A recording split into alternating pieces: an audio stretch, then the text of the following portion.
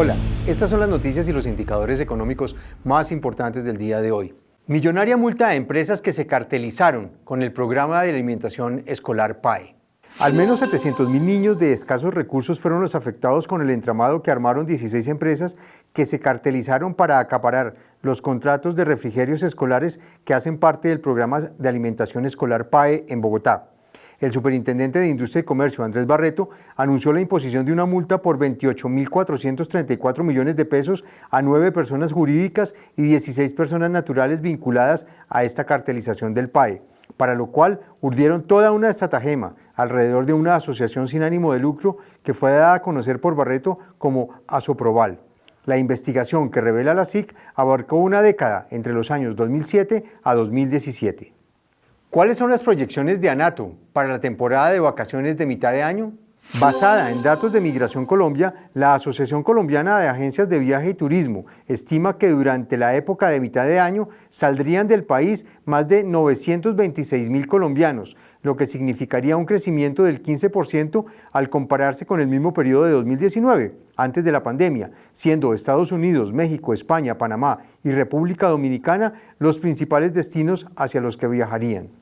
Con relación a la entrada de visitantes extranjeros, ANATO espera que sean más de 619.000, es decir, una reactivación del 89% versus mismos meses de 2019, los cuales provendrían de países como Estados Unidos, México, Ecuador, Perú y Chile. Igualmente, teniendo en cuenta los datos de Aeronáutica Civil, se alcanzaría el movimiento de 6,3 millones de pasajeros en vuelos nacionales, creciendo un 32% en comparación con el mismo periodo de 2019. Frente al movimiento de pasajeros en vuelos internacionales, se alcanzarían los 2,7 millones, es decir, un crecimiento del 9%. Camacol plantea prioridades a los candidatos presidenciales. Hacer de Colombia un país sin déficit habitacional, reducir la pobreza mediante el acceso a vivienda formal en entornos urbanos y rurales, construir ciudades de calidad e impulsar la productividad, la sostenibilidad y el bienestar de los trabajadores son los grandes objetivos de las propuestas que Camacol estructuró para el próximo gobierno. El principal reto en vivienda consiste en superar el déficit habitacional y proveer vivienda formal para los 1,6 millones de nuevos hogares que se formarán en los años 2022 a 2026.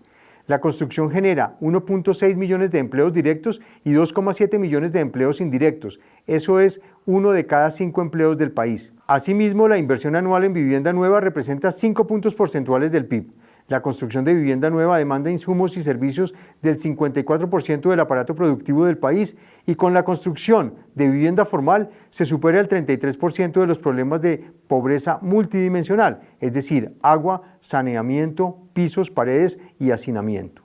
En los indicadores económicos del día, el precio del dólar se cotizó en 3.837 pesos con 38 centavos en promedio. El precio del petróleo hacia las 2 de la tarde registraba en su referencia Brent $123 con 20 centavos por barril. Entre tanto, la WTI llegaba a $121 con 52 centavos. En la Bolsa de Valores de Colombia, las acciones que sobresalieron en la jornada de hoy fueron las de Canacol Energy y las de Bancolombia, que se valorizaron 0,87% y 0,85% respectivamente. Mientras tanto, las acciones que cayeron en la jornada fueron las de Grupo Sura y las de Corficolombiana, que retrocedieron menos 7,32% y menos 5,24% respectivamente. En otras noticias, el FMI también revisará a la baja sus perspectivas de crecimiento de la economía global. Siguiendo la senda del Banco Mundial y de la OCDE, el Fondo Monetario Internacional FMI revisará a la baja su proyección de crecimiento mundial para este año, debido a una combinación de factores que incluyen la guerra en Ucrania, la alta inflación y la desaceleración del crecimiento en China. En abril, en su más reciente informe de perspectivas de la economía mundial, el FMI ya había rebajado sus proyecciones de crecimiento global a 3,6%, 0,8 puntos porcentuales menos que lo anticipado en enero. Este fondo publicará sus pronósticos de crecimiento global actualizados a finales de julio.